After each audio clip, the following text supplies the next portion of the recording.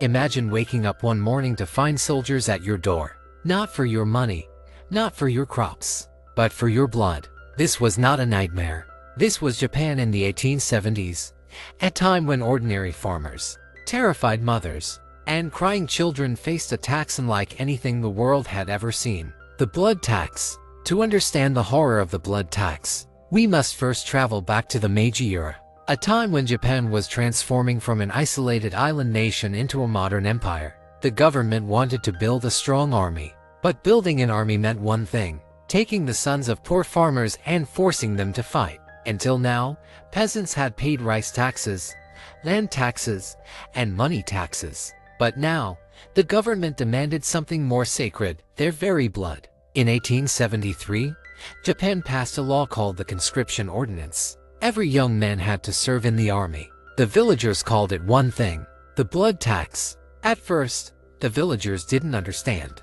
They asked, "Why do they need our sons? What will they do with their blood?" Rumors spread like wildfire.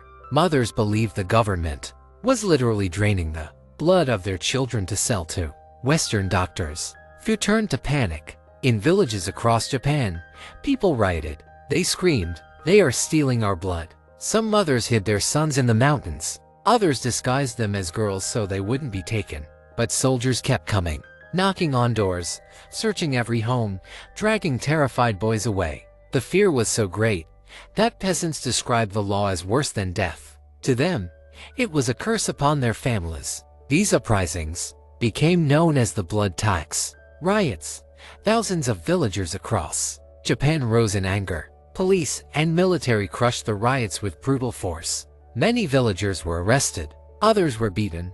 Some even killed. But behind every number was a human tragedy: a mother's cry, a child's fear, a family torn apart. One farmer's wife wrote in her diary, "They say it is for the emperor. But how can a mother give away her son as if he were rice or money?" For the government, the blood tax was progress. For the villagers, it was horror. And yet, this blood tax changed Japan forever. It created the modern Japanese army that would one day fight wars across Asia and the Pacific. But the cost was unimaginable.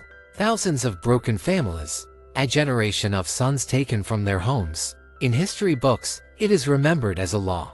But in the hearts of the people, it was remembered as a wound that never healed. So I ask you, was Japan's progress worth the blood of its children?